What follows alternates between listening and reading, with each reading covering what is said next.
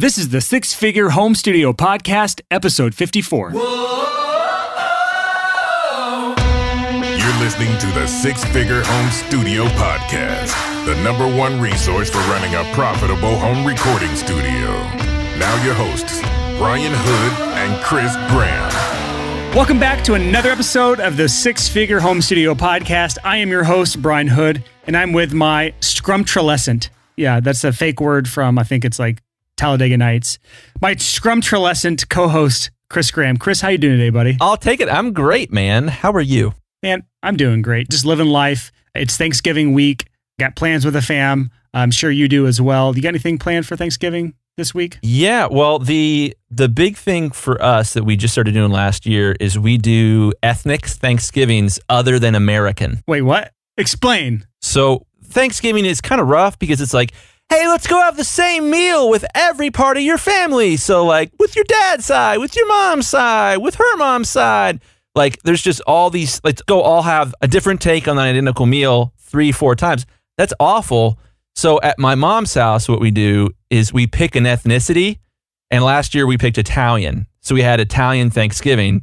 And this year we're either going to do Greek or Thai. Okay, so that brings, I just got a lot of things to talk about here, even just related to that. We're not getting to the episode yet. First and foremost, do Italians even celebrate some sort of Thanksgiving? No. Obviously, We they just don't have the same. We have Italian food or Thai food. Okay. Every country has some sort of independence they celebrate or something, and I don't think they're the same feel and vibe and like status of American Thanksgiving. So if you're from overseas, you have no idea what we're talking about. Once a year, we celebrate some horrible things we did to Native Americans by eating turkey, and it's a really weird holiday. I don't know. It's weird. So in 1492, Columbus sailed the ocean blue, and in something like, what is it like? No one even knows. That's all I know of that rhyme, yeah. At some point, more people came over to America, and it didn't go super well at first, and then the Indians wanted to be friends with them, and it was and they had dinner together, and it was Thanksgiving. That was like the first Thanksgiving, and now we celebrate it every year, and it was pretty much downhill from there for the Native Americans. So, yeah, that's the history of Thanksgiving in America. So just for the quick and dirty version for those of you who are foreigners. But anyways, I like that idea. I don't do a whole lot of like family stuff. We just have like the immediate family thing. And then this year we'll probably do what we call a Friendsgiving here just for friends that can't really go home or that are stuck here in Nashville. Just have a bunch of people over at my house. I can seat 10 at my dining table. So that sounds great. That kind of stuff's fun to do. So that's my week. Hopefully our listeners have something planned of some sort.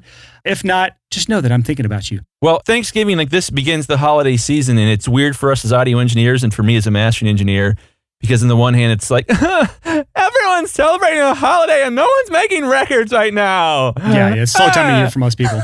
It's kind of annoying.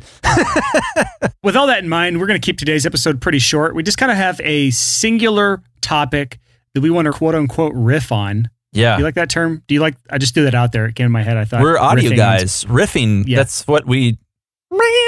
So this is going to be a shorter episode today, but it's going to hopefully leave you with some food for thought for your Thanksgiving holidays. Ooh. Like what I did there? How was that one? That was I was good. Trying that one out. Good. Chris has a passage from a book that he wants to read, and they're going to discuss that passage. Chris, do you want to start us out here? Anything you want to preface with? Yeah. So I've mentioned it the past couple episodes. I'm rereading this book called Rework. It's great. It's brilliant. It's an easy read. Every other page is a picture. It's a really just delightful. It's my kind of book. Yeah, it's awesome. And the chapter I read this morning, like I said, I've read this book like 3 or 4 times, so I love it. But this chapter this morning kind of really kicked me in the gut. And there are going to be 2 opinions from listeners on this chapter. It's not a blanket statement you can make for everybody, but it's at least worth considering when it comes to the topic of doing free sample work for your potential clients. Free sample work. You mean like doing free mixing samples, free mastering samples? Yeah, that sort of thing. It's not for everybody, but based on what the authors of Rework say, it's maybe something we should consider. And I'm going to go ahead and read this, and it's inflammatory. It's bombastic, so stay tuned. And the title of this episode has surely reflected that. Yes, it certainly has. So here we go.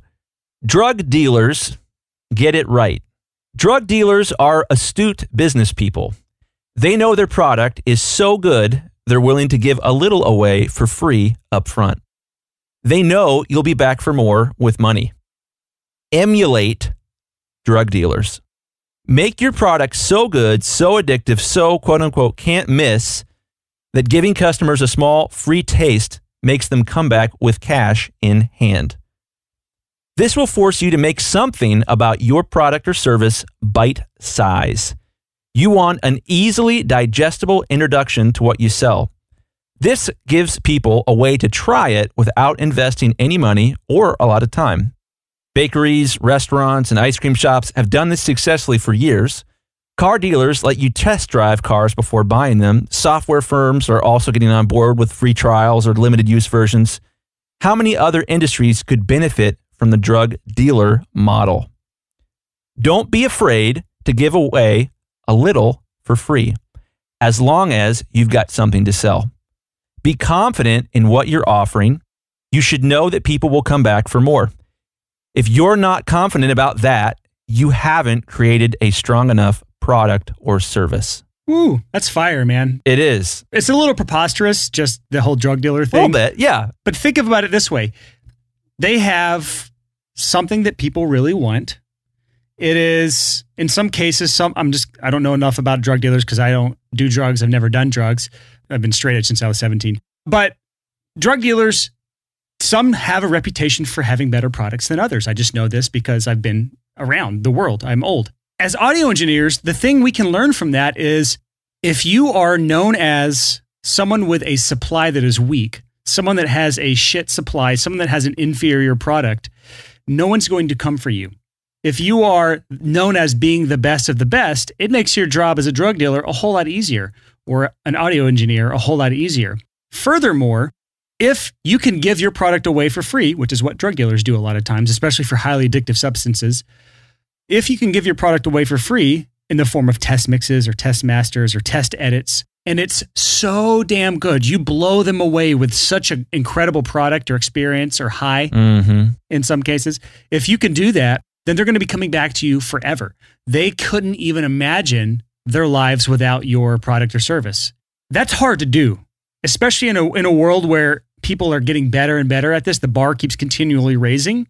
But Chris, what do you say about people that either do not offer a free test of some sort, a free sample, and if they do, aren't getting return buyers? What would you say to those people? Well, I would say a couple things. I'd say one, if your schedule is packed and your biggest problem is that you have too much paying work and that you are trying to find a way to cut projects, then the free sample may be a bad idea. Yeah. Yeah, I don't think Gus from Breaking Bad at the level that he's at is on the street corner handing out free samples. No, he's running an entire enterprise. For those Breaking Bad fans out there, you know what I'm talking about. Yeah. But here's the thing. It's this last sentence that he really gets me here. Let me back up. It's these last two sentences. You should know that people will come back for more if they have a free sample. If you're not confident in that, you haven't created a strong enough product or service yet. So his angle here, and I think this is the fascinating topic for discussion here, is I think a lot of people that don't want to give away something free to get new customers, there's two reasons behind it. One, they haven't made a bite-sized version of their product, and I'm at a ridiculous advantage here as a mastering engineer because for me to master a free sample isn't a super big deal. To mix an entire song from scratch, that's a big deal. It's a lot of work. But still not as big of a deal as someone that's doing the full process of writing, producing, tracking, editing, mixing, mastering. That's a whole other level. Yeah, so the two angles here that are super interesting are one, have something bite-size that you can afford to give away for free, even if that's like, hey, why don't you come in and do one vocal take with me? You know, bring in a song you've been working on, we'll do one vocal take, I'll, do a quick mix, see what you think. No big deal. It should take about 20 minutes.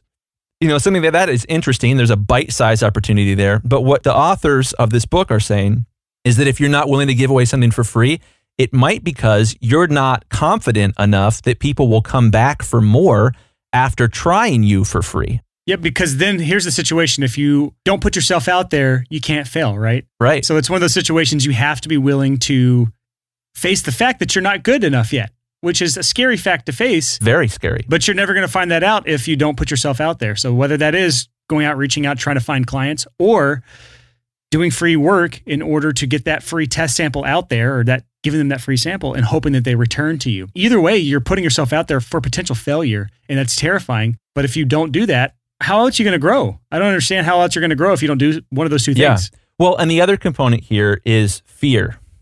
Not just fear that they won't come back for more. For some people, they cannot deal with rejection.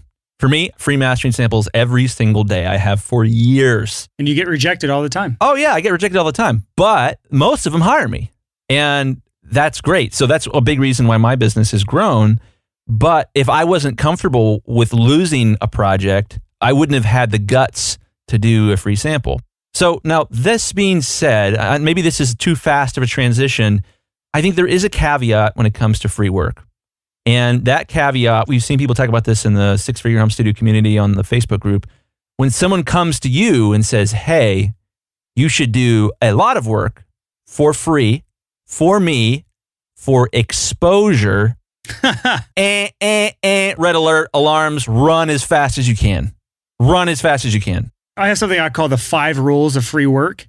And it's in that free rate sheet that I give away, but I'm going to go ahead and go over them real quick just so you know what those are. Just keep those in the back of your head. So if you're going to do free work, you're going to do a free test sample, a free test mix, a free test master, something for free for someone. Here are the 5 rules you need to follow.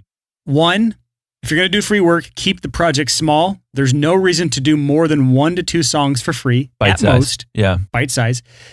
As that's all you need in order to build a portfolio and to build that relationship. Rule number 2, if you're going to do free work, make sure it's only for talented bands or artists who will make you look good. Mediocre bands will always give you mediocre results, no matter how hard you try. Rule number 3, if you're going to do free work, give 100% effort. There is no point in doing any sort of work at all if you're going to half-ass it. Amen. Half-assed work will only lead to burning bridges, even if that half-assed work is free. Rule number 4, if the artist tries to take advantage of you, do not be afraid to pull the plug. Just because you're working for free doesn't mean you're their bitch. And then rule number 5, free work. This is actually a little hack that I like to tell people to do. If you're doing free work, invoice them for the full amount minus the entire amount equals $0. It's a little mental hack because if they come back to you in the future, they know what price to expect. I might do that. Oh yeah, dude. That's Absolutely. a good idea. Mm-hmm. Yeah, man, this is a lot to think about. This is a really offensive subject in our industry. What, drug dealers or free work? Well, I mean, it's the free work thing. For some people, they're like, what? You're a complete loser if you ever do free work under any circumstances. And again, we are into the advice buffets. Anyone that says it's this way 100% of the time in our industry is almost extinct. Don't worry, they won't be in business in 5 years. You don't need to listen to them. So it's all about context, and you might have the right business model or the right market or the right service where a free sample really, really works for you. It's worked out great for me.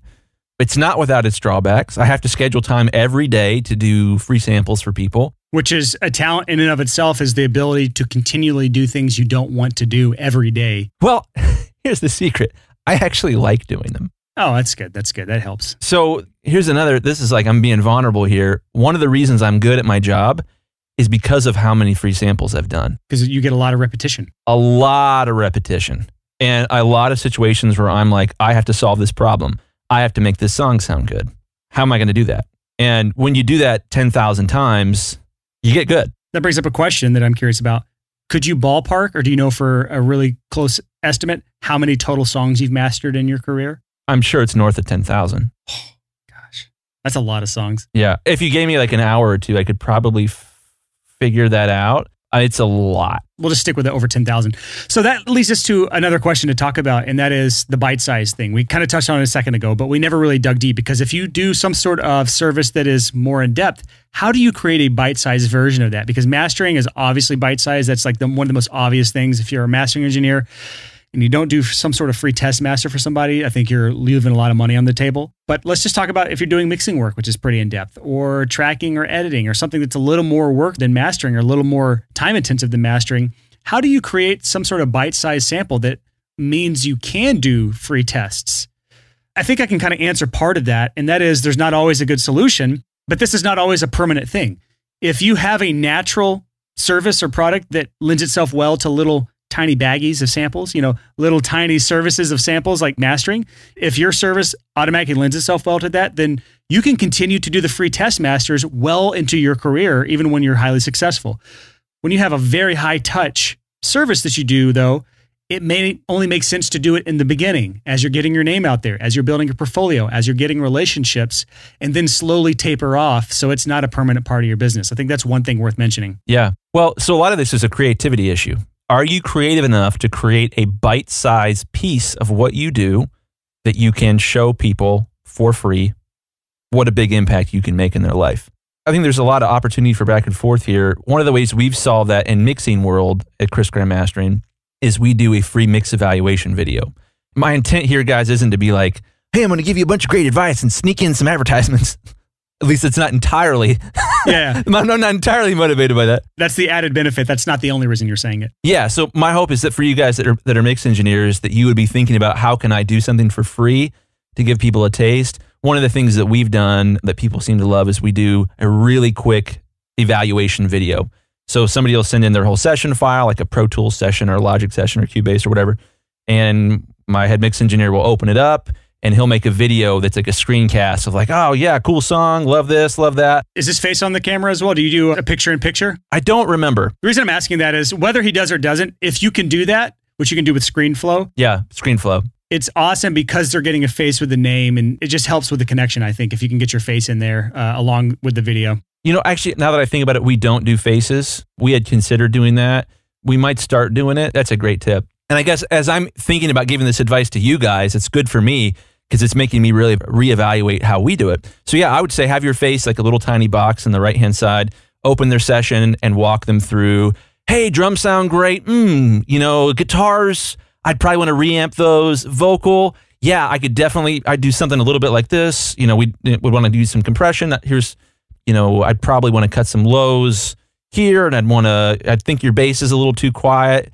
Just really quickly going through and saying, here's where I think there's opportunity for improvement, and then send them a video back with quotes. And I love this idea just because this really works in any time-intensive area. So if you're a producer or a songwriter, you can make a quick video giving them some quick feedback and some tips that is adding value, and it's building a relationship and establishing a relationship before you ever work with them so that they want to work with you because they love your ideas. If you give them terrible ideas, they're not going to work with you. That's like giving someone a bag of oregano if you're a pot dealer. It's just not going to work well for you. You're not going to have repeat customers with oregano if you're selling that.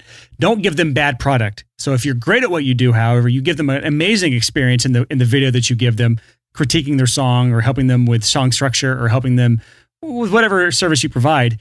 That can be a good workaround with this bite-sized free thing that you're doing that doesn't take a ton of time. You can do it in 15, 20, 30 minutes tops. Totally. Well, and the big opportunity there is when you're competing against engineers who don't listen to this podcast. See, that was an aggressive pitch, an aggressive sell right there.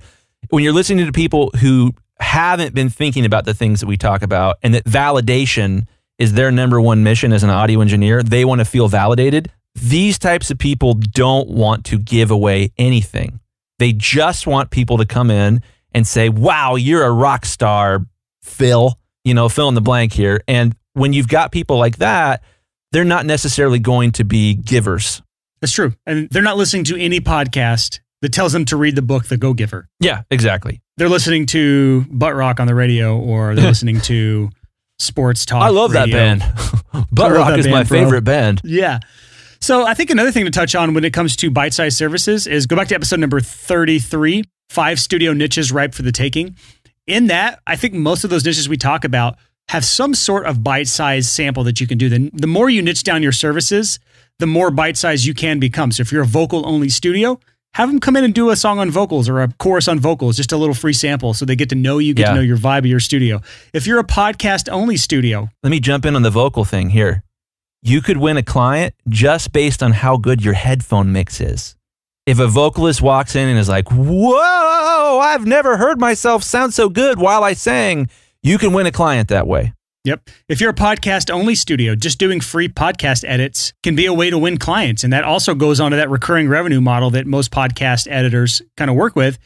You're winning recurring revenue clients doing free test edits. And I think that can go a long way. And it doesn't take that long to do a sample of a podcast episode. So go back to listen to that episode number 33. Listen to those studio niches. See if any of those make sense for you. Maybe not for remote recording. That doesn't really work the same, but you can come up with some sort of ideas. Well, one of the things we talked about in that episode was a hip hop studio, like a specific vocal studio for hip hop. Hip hop really lends itself to come in I'll do 2 takes for free, or I'll do 1 take for free, let you hear how it sounds, and then we'll go from there. Now, I think we should transition and talk about something really important when it comes to the free sample thing. Yeah, babe, what's up? When you give a mouse a cookie, he'll want a glass of milk.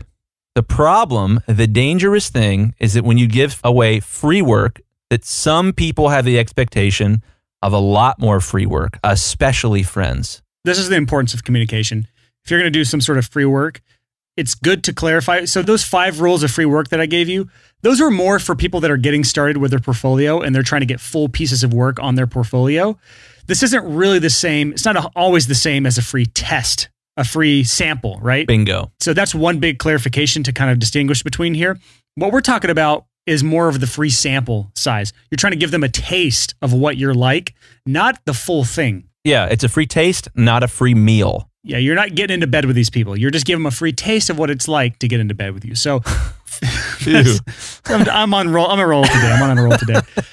But you get what I'm saying. It's a free test. It's giving a little glimpse of the ankle or whatever. You're not giving them the full show. Oh man. So let me take the ball from you there for just a minute. Thank you. I'm just gonna keep going if you don't make me stop talking. So yeah, this is important. And what I have found with the free sample thing is I will get people that, these are almost always artists that are recording themselves, that will do a free sample and then they'll make a mix change and want another free sample and then have another song they want a free sample for. So you have to have a boundary here. At least I've had to have a boundary here. And that boundary is, I'm sorry, because of the huge demand for my services, I can only offer 1 free sample per artist. And I never break that. Never break that. Unless it's a producer who's sending me samples from different artists. Which makes sense. And those are like super high value clients because they have the potential of sending you dozens of projects a year versus an artist who will just send you 1 project every year and a half. Yeah. So if it's like a mix engineer or producer, it's like, dude, send me as many samples as you want, but 1 per artist that you're working with. Those are what I call VIP clients. And just a quick side note, quick tip. That's the kind of person you send a Christmas card to, a gift basket to once a year. The kind of person that has that high of a lifetime value, go out of your way to treat them like the VIP that they are. Yeah. So to kind of sum up everything we're talking about here, I think 1, first and foremost, have something bite size that you can give away for free. If you can't think of something that's bite size, you need to recognize that that's a creativity issue on your part. It's not an industry issue. It's not what you do for a living. It's a creativity issue. And you might need to walk away from that and have that epiphany when you're not working on it. Number 2 is, there are several reasons why you might not be willing to give a free sample.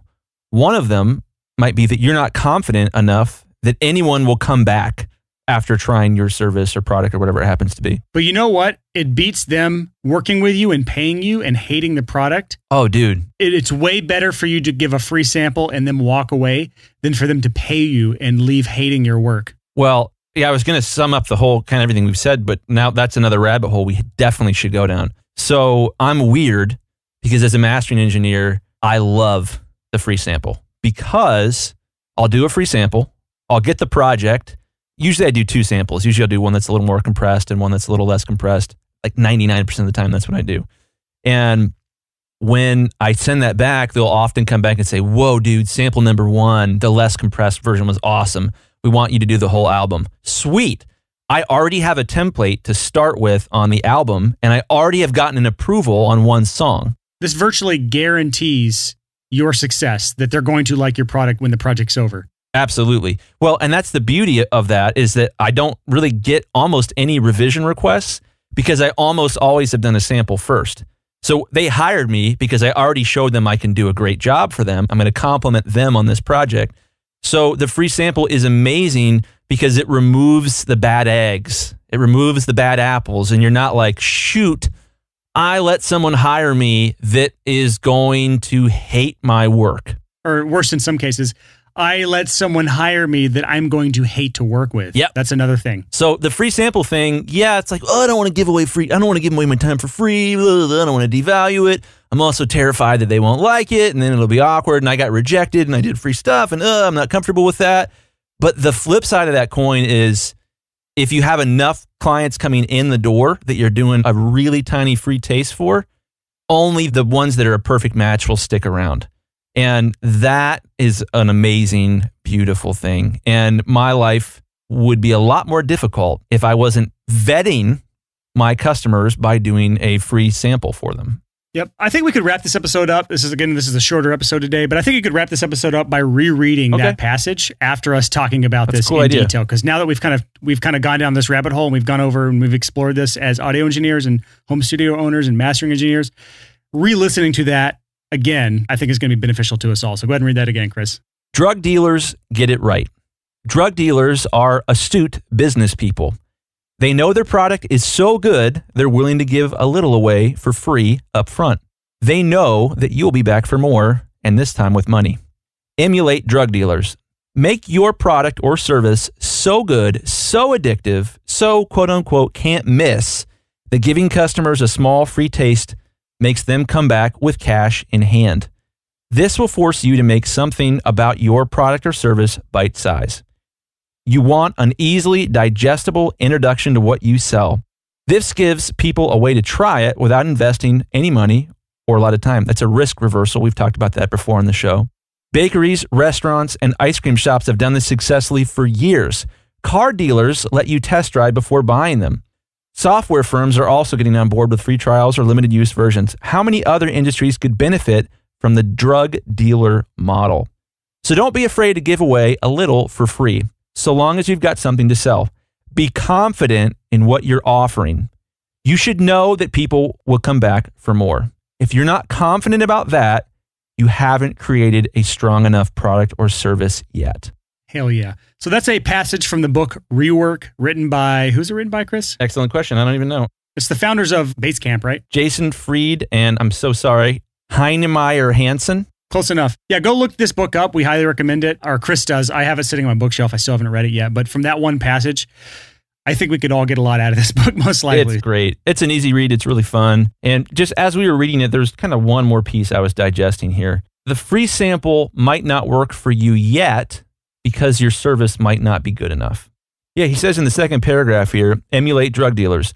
Make your product so good, so addictive, so can't miss that giving customers a small free taste makes them come back with cash in hand. So let me address one last thing here. We've talked about the story of dog food and dog food marketing on the podcast before. It's such a valuable story, and I'll tell the story again, and it goes something like this. There was a CEO of a brand of dog food who hired the best marketing agency in the world. They spent millions of dollars advertising the dog food, and sales didn't go up. They didn't get any new customers out of it. So the CEO fired the marketing agency and hired the second best marketing agency in the world. They spent millions of dollars and sales didn't budge. He did this one more time. He hired the next marketing agency. Sales didn't move. So he called a company-wide meeting and started yelling at his employees and screaming and pacing across the floor and saying, whose fault is this? I'm going to fire them. We need to figure out why this isn't working. And a timid young guy who's brand new to the company wearing a short sleeve white dress shirt the worst raised his hand in the back and he said, sir, they don't like it. The dogs, they don't like the dog food. So the marketing didn't matter. And it's the same with the free sample. If you're giving out a free sample of bad dog food to dogs, all that happens is that the owners know the dogs don't like the food, so I won't buy that anymore.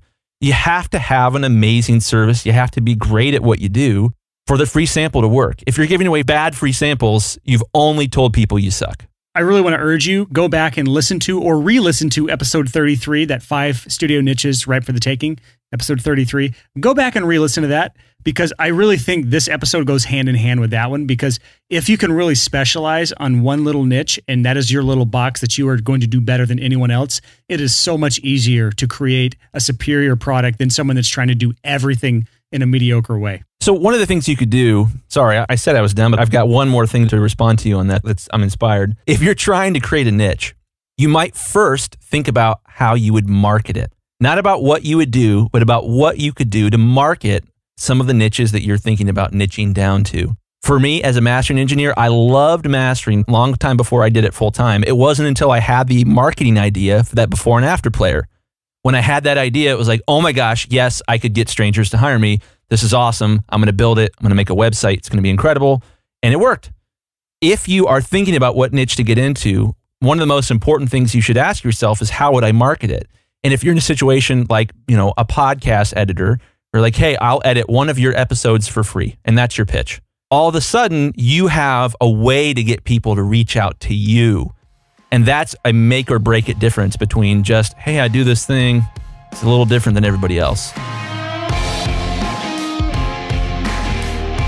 So that is it for this episode of the Six Figure Home Studio Podcast. Hopefully you found that inspiring and enlightening, and you'll go out there and emulate your local drug dealer. How's that for advice for you? One important thing to keep in mind as you're listening to this podcast is that we cover a lot of ground. We cover so many different topics from so many different areas, so many tactics, so many things to think about. And we've said it before, but a lot of our episodes are an advice buffet. This means you just pick and choose what you like. Just like if you're at a food buffet, you pick and choose the things you like, you leave the things you don't like. But this leaves a little bit of an issue for a lot of our listeners, especially those of you who are just now starting up your careers. You're early on, you haven't got your first paid project yet, or you're just making a little bit of money on the side.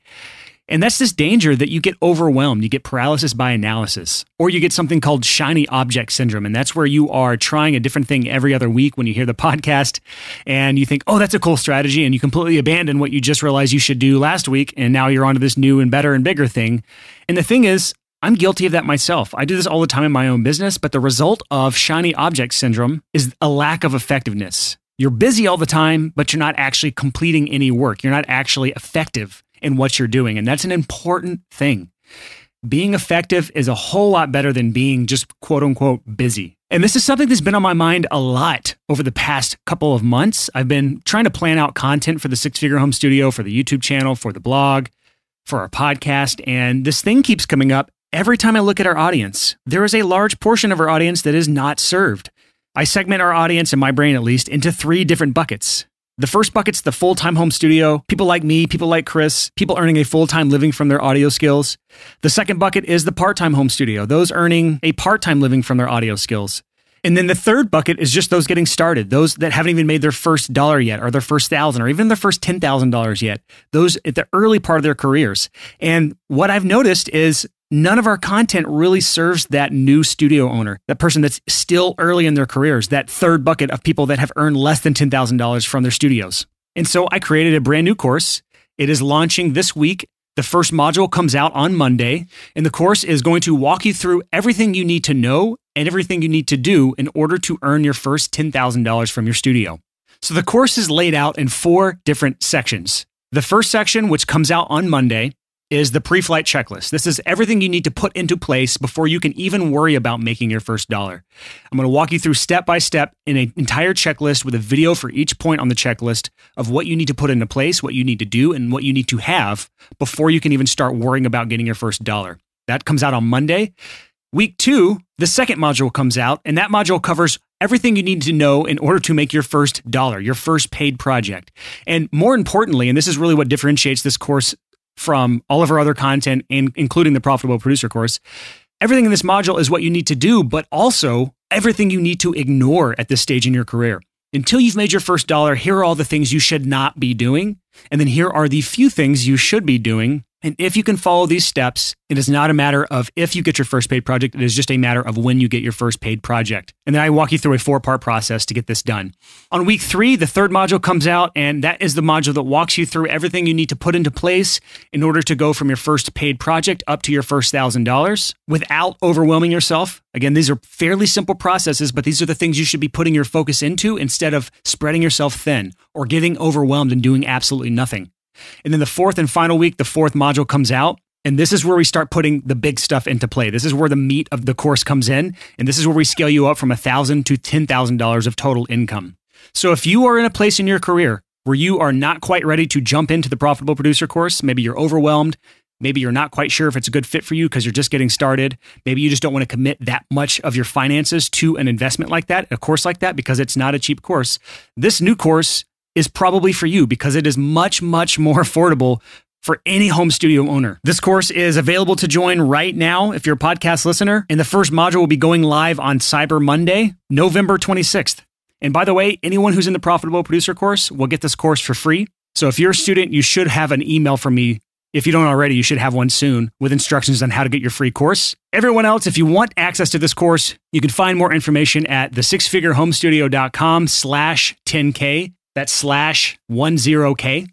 And I cannot wait to see all of you in there. This is exciting for me because this is the first course I've put out in over a year. And the reason is I don't just churn out courses endlessly. I only create a course if I feel like there is a need and I feel like I can fulfill that need at a high benchmark for quality. Otherwise, I do not put out a course. And this is why you see some platforms that have 30, 40, 50 courses. That is not me. I'll put out only a course when I feel like there is a great need for it. And this is definitely one that I have seen time and time again is people getting overwhelmed or people spreading themselves too thin with shiny object syndrome. And this course will help you get past both of those. So again, you can just go to the sixfigurehomestudio.com/10K, sign up, and you can start your step-by-step journey to earning your first $10,000 from your studio. Whoa.